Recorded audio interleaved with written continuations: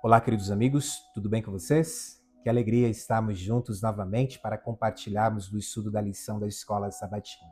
É sempre um privilégio poder compartilhar a lição com vocês. Chegamos à lição de número 8, e a lição de número 8 traz o título A Supremacia de Cristo. Esse título já é algo que o autor quer nos mostrar durante toda a semana. Mas em especial entendermos que o autor agora volta a falar um pouco sobre a igreja de Colossos. Nós estávamos falando da igreja de Filipos, a igreja de Filipenses, e agora voltamos novamente ao livro de Colossenses.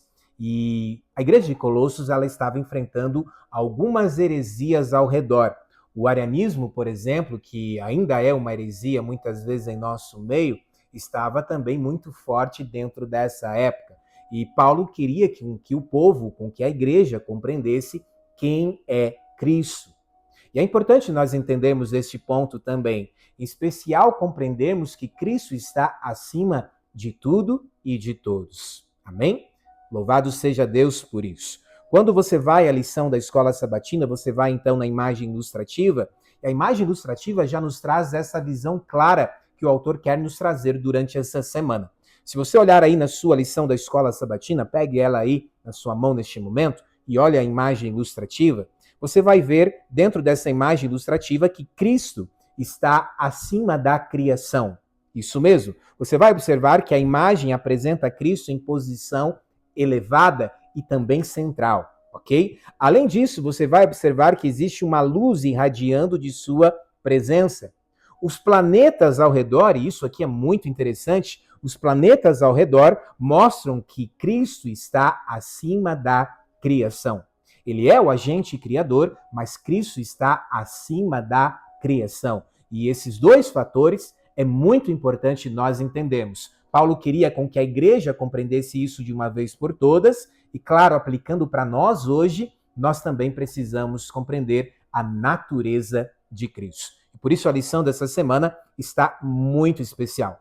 O autor nos leva para o verso para memorizar, que se encontra no livro de Colossenses, capítulo 1, do verso 15 ao verso 17. Colossenses, capítulo 1, do verso 15 ao 17, diz assim: Ele é a imagem do Deus invisível, falando aqui de Cristo. Cristo é a imagem do Deus invisível, o primogênito sobre toda a criação, pois por meio dele foram criadas todas as coisas nos céus e na terra, as visíveis e as invisíveis, sejam tronos, sejam soberanias, quer poderes, quer autoridades, todas as coisas foram criadas por ele e para ele. Ele é antes de todas as coisas e por meio dele tudo subsiste.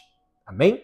Esse verso será já o assunto a qual iremos abordar durante toda a semana. Mas, como de costume, eu gosto sempre de sublinhar algumas partes. A primeira parte que eu sublinho do verso é a primeira parte, onde diz assim: Ele é a imagem do Deus invisível. Não iremos abordar neste momento sobre a imagem, porque logo em seguida iremos abordar um pouco mais sobre a imagem de Deus, mas é importante que quando nós olhamos para essa parte do verso, você irá já entender que Cristo revela plenamente o caráter e a natureza divina, ok? Esse ponto é importante você entender, por isso ele é a imagem do Deus invisível.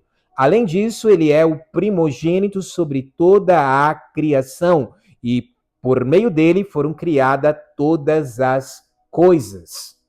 Cristo não é criatura, ok? Quando você olha essa parte do verso, você vai entender que Cristo é a revelação perfeita de Deus. E quem deseja conhecer a Deus precisa começar a estudar um pouco mais sobre a natureza de Cristo, ok? Por isso fica a dica para você.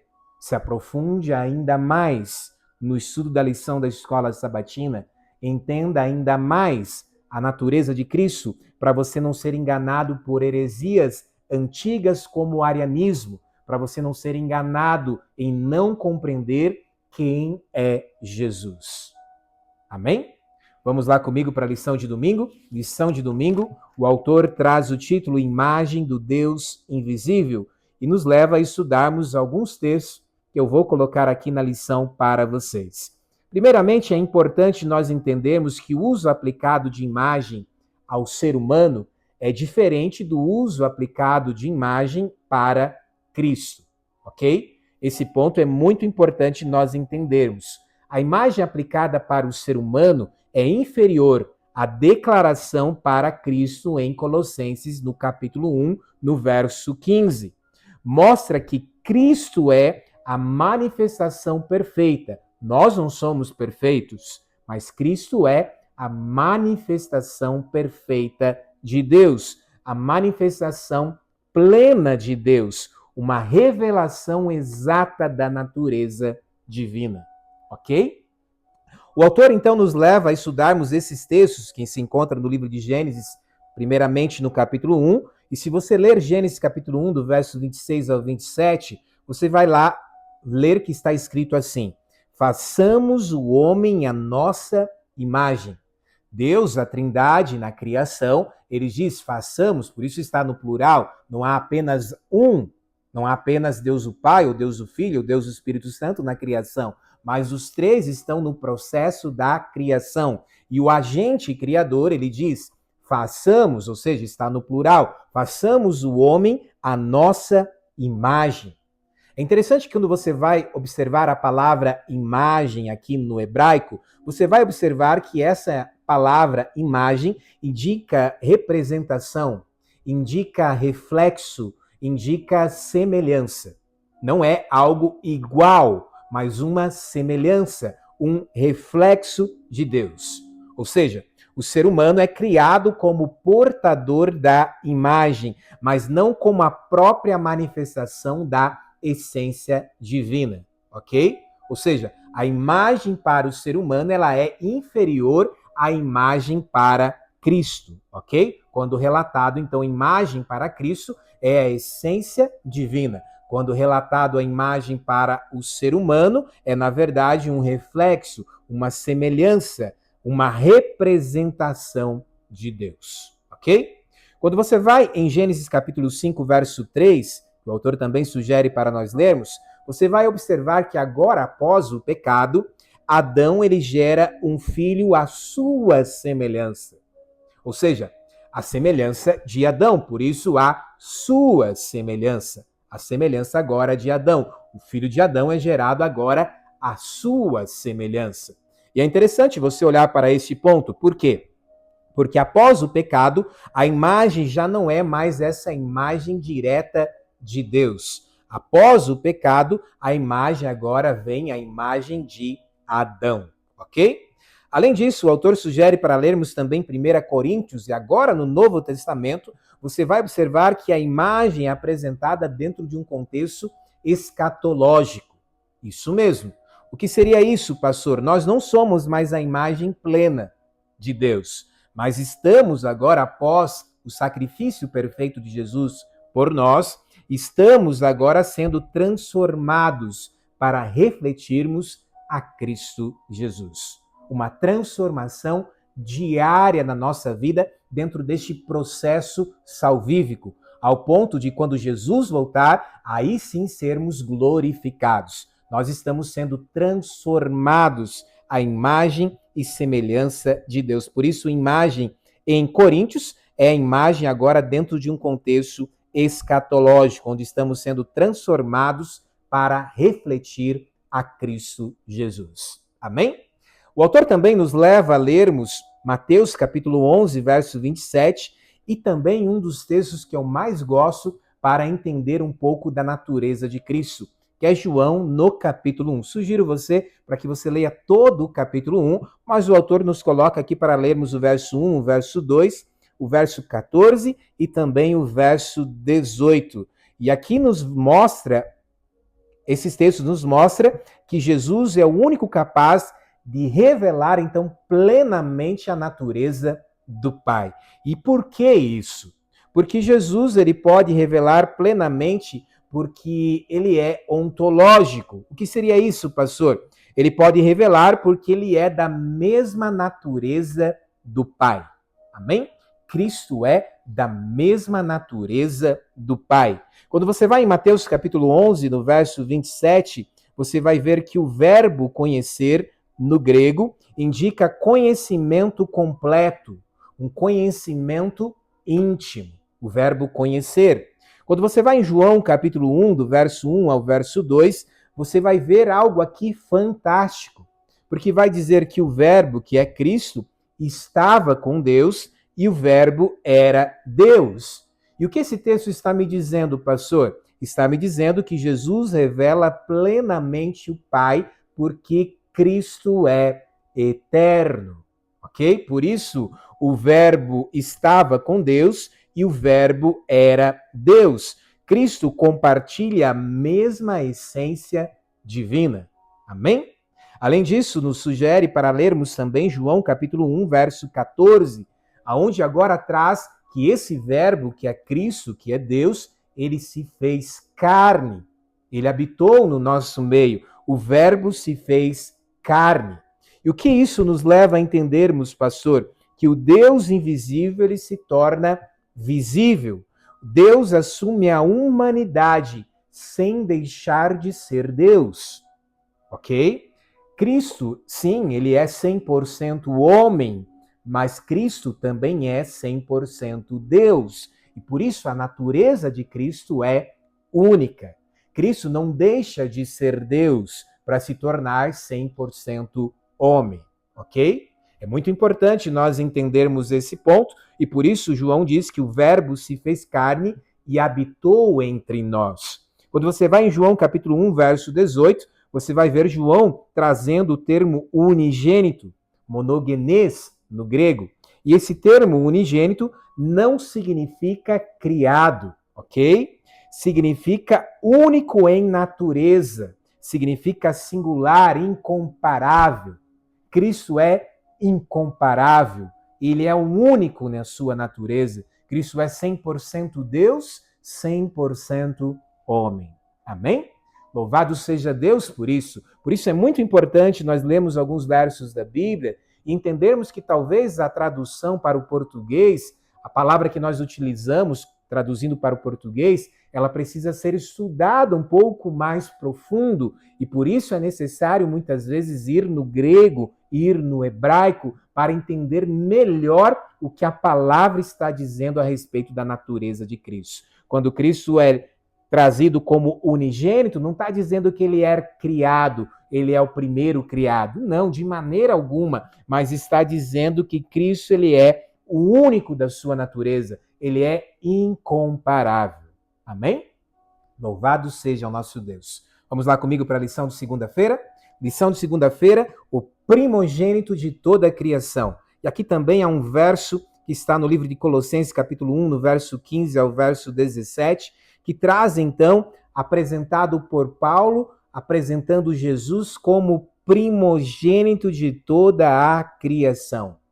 Esse também é um texto onde muitas pessoas interpretam de uma maneira incorreta. E por isso é importante nós compreendermos o que esse texto realmente está nos dizendo. Primeiramente, eu preciso entender o que primogênito não significa, quando eu vou dentro do contexto do grego, da língua grega, para trazer, então, uma tradução para o português. Primeiramente, eu preciso compreender que primogênito não significa que Cristo foi criado, ok? Não significa que Cristo foi criado. Se Paulo quisesse dizer que Cristo foi o primeiro criado, ele usaria outro verbo aqui, ok? Não o verbo que ele utiliza, que é prototokos, mas ele utilizaria um outro verbo que iria, então, expressar que Cristo foi o primeiro criado, mas ele usa o verbo trazendo no contexto de primogênito, não primeiro criado, ok? E é interessante, quando você vai, por exemplo, ao Antigo Testamento, e eu até coloquei aqui na minha lição, quando você vai em Salmo 89, verso 27, você vai observar que Davi também é chamado de primogênito. Mas se você observar e entender a história, ou lembrar um pouco da história, ou estudar a história, você vai observar o quê? Que Davi não era o primeiro filho de Jessé, mas ele é apresentado como primogênito. Ou seja, aqui, por exemplo, primogênito significa posição de supremacia. Não que ele era o primeiro filho de Jessé, mas primogênito num contexto de posição de supremacia, ok?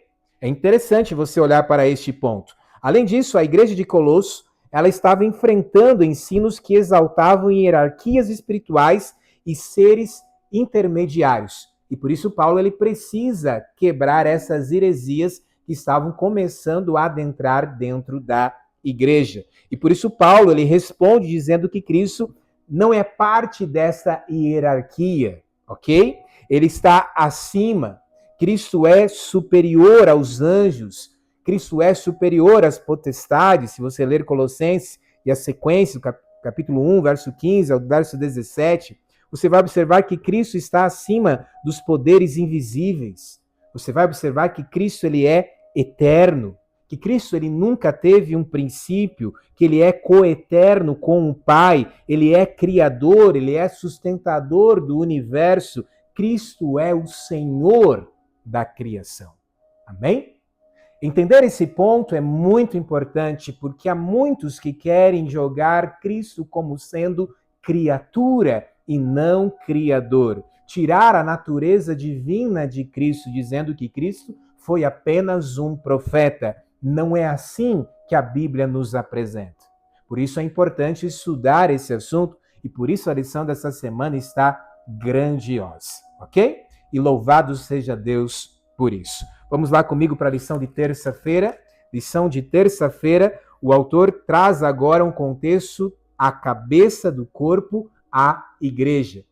A igreja é o corpo, mas existe a cabeça deste corpo, a cabeça da igreja. E quem é a cabeça da igreja? E é muito importante você estudar os textos que o autor sugere para nós lermos, como Efésios, capítulo 1, verso 22.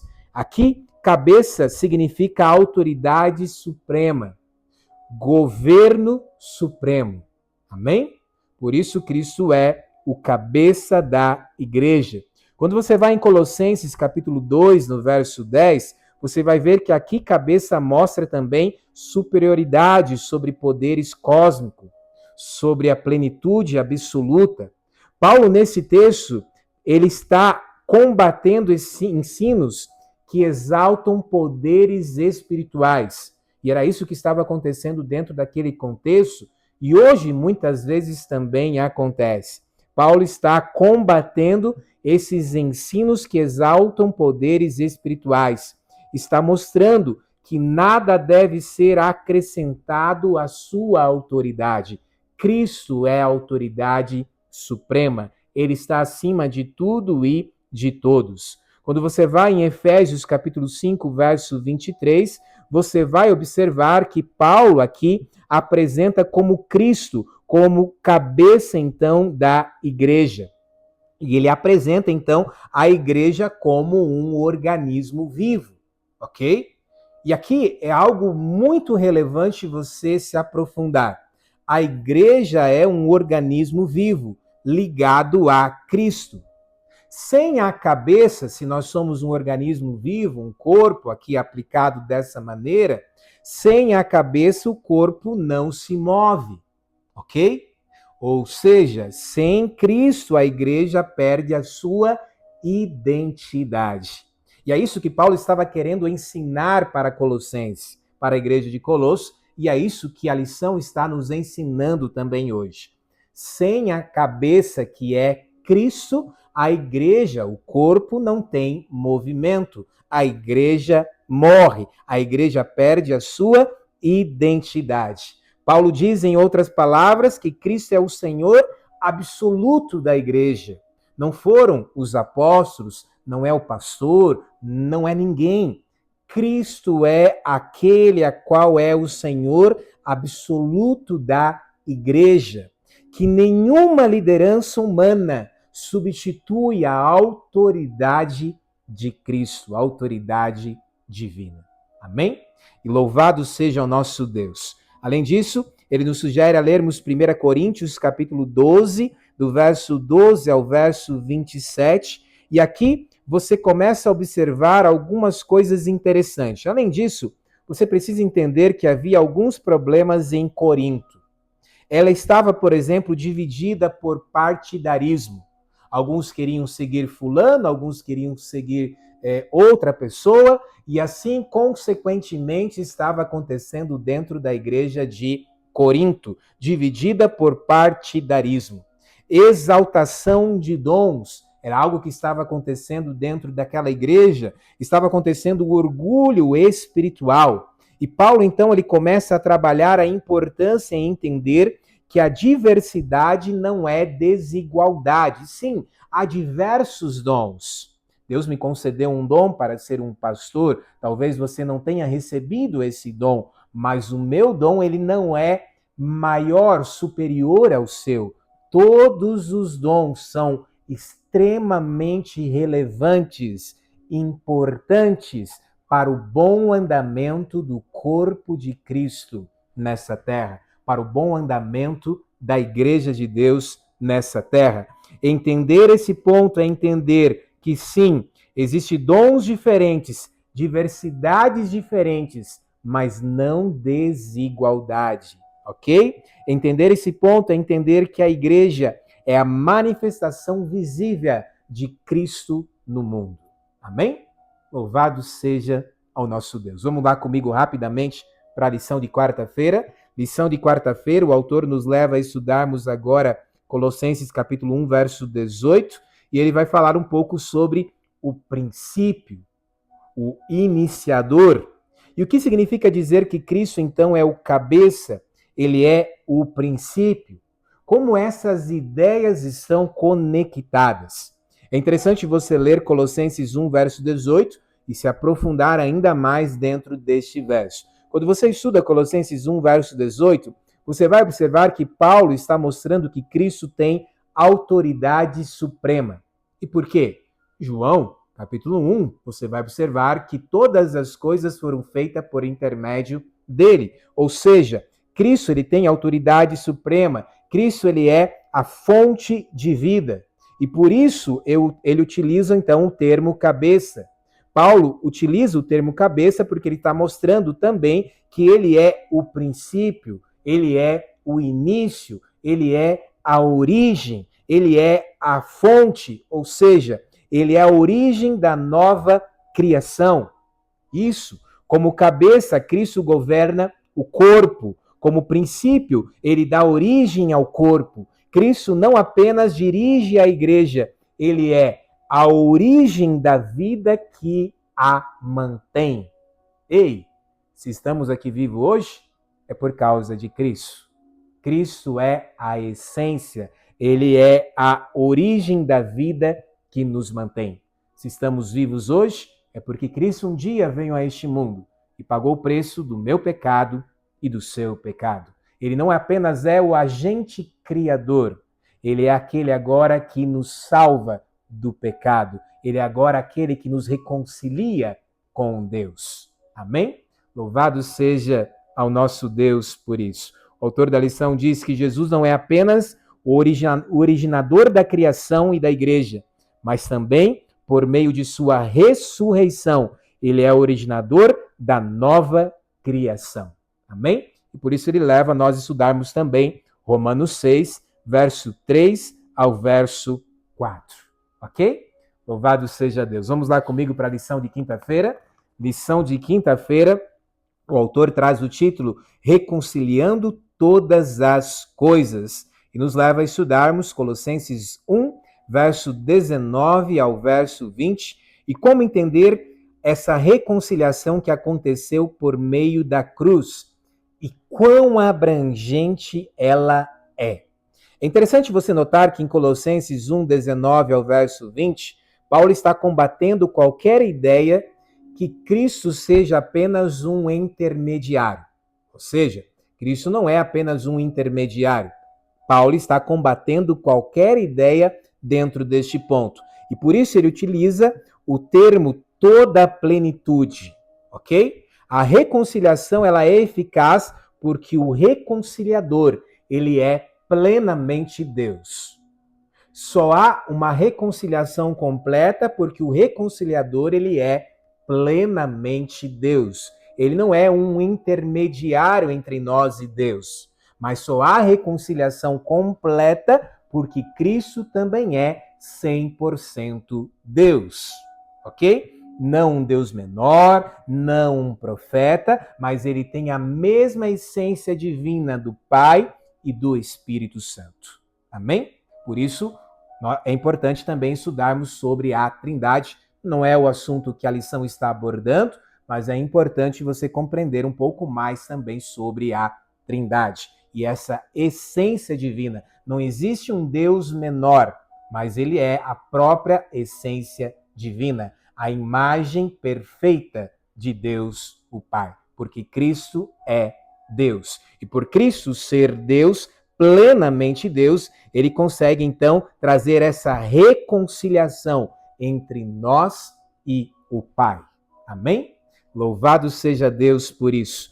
O texto de Colossenses 1, 19 e 20 diz: feito a paz pelo sangue da sua cruz. Em outras palavras, Cristo restaura a harmonia quebrada. Ele resolveu, podemos dizer assim, aquele conflito real que existe, que houve então separação entre nós e Deus. Cristo então, ele resolveu, ele reconciliou. E o autor, e Paulo, utiliza isso em Colossenses, reconciliar. E reconciliar então indica a restauração completa. Isso mesmo. Reconciliação completa, ou seja, não é apenas aproximar, é restaurar plenamente. Amém? Cristo restaurou plenamente. Não apenas nos aproximou, mas nos reconciliou. E reconciliar indica a restauração completa. Amém? Louvado seja ao nosso Deus. E ele diz assim: todas as coisas, em Colossenses 1, 19 ao 20. E aqui é algo muito interessante.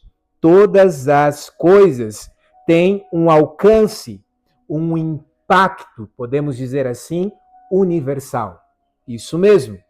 Claro, a reconciliação ela é condicional. Como entender isso, pastor? Por exemplo, a volta de Jesus é incondicional. Jesus vai voltar, queira você ou não. Ok? Por isso é uma profecia incondicional. Mas a salvação, essa reconciliação, ela é condicional. Cristo pagou o preço pelo seu pecado, mas ele não força você a aceitá-lo. Ele bate na porta do seu coração, ele não arromba o seu coração.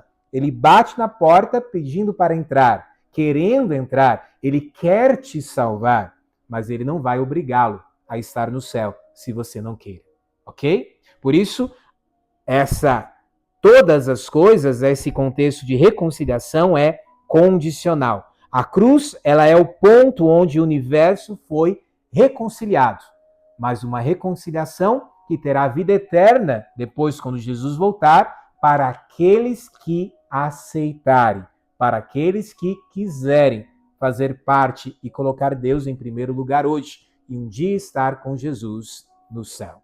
Amém? Posso fazer um apelo para você? Que você possa hoje tomar a decisão de colocar Deus em primeiro lugar na sua vida, acima de tudo e de todos. Deixa Cristo transformar o seu coração. Deixa Cristo fazer parte da sua vida, porque logo, logo ele vai voltar e teremos o privilégio, a oportunidade de estarmos com ele por toda a vida eterna. Amém? Louvado seja ao nosso Deus por isso. E o autor, então, termina com a parte de sexta-feira. Eu quero ler apenas os 2 últimos parágrafos desse texto, que se encontra no livro de Evangelismo, da escritora cristã Ellen Golding White, que diz assim: Cristo é o Filho de Deus, pré-existente e existente por si mesmo. Jesus nos garante que nunca houve tempo em que ele não estivesse em íntima comunhão com o eterno Deus. Ele era igual a Deus, infinito e onipotente. É o Filho eterno, existente por si mesmo. Amém? Louvado seja Deus. Entender a natureza de Cristo, entender esse processo de salvação, para que eu e você um dia possamos ter a vida eterna, é algo grandioso. entender o amor de Deus e como a Trindade está envolvida nesse ato salvífico é grandioso. Por isso vale muito a pena você estudar e se aperfeiçoar ainda mais na natureza de Cristo. Mas acima de tudo, vale muito a pena você colocar Deus em primeiro lugar da sua vida, acima de tudo e de todos. Amém? Louvado seja ao nosso Deus. Vamos orar comigo? Feche seus olhos, Pai querido. Obrigado, Jesus, por essa lição tremenda que tivemos durante essa semana.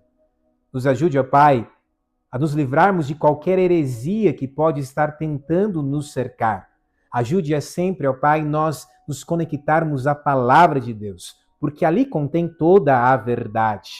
Ali contém a respeito desse Deus grandioso, desse Deus magnífico, que veio a este mundo e morreu por nós. Sim, Cristo é 100% homem, ele se fez homem, mas ele continua sendo 100% Deus. E ele é aquele a qual nós podemos ver a imagem da natureza perfeita divina. Obrigado, ó Pai, obrigado, Senhor, por tamanho privilégio de estarmos aqui e de um dia ter a oportunidade, o privilégio de termos a vida eterna ao teu lado. Obrigado por entendermos através da tua palavra que o Senhor, com a Trindade, mas o Senhor é o agente criador, assim como falado em João capítulo 1. Mas muito obrigado, ó Pai, porque entendemos que o Senhor não apenas nos criou, mas o Senhor também veio a este mundo morrer por nós. Obrigado, muito obrigado. Eu quero entregar, ó Pai, cada pessoa neste momento em tuas mãos. Que o Senhor possa aceitar a nossa adoração através da oração e através do estudo da palavra de Deus. E nos ajude a colocar Deus acima de tudo e de todos. Em nome de Jesus. Amém.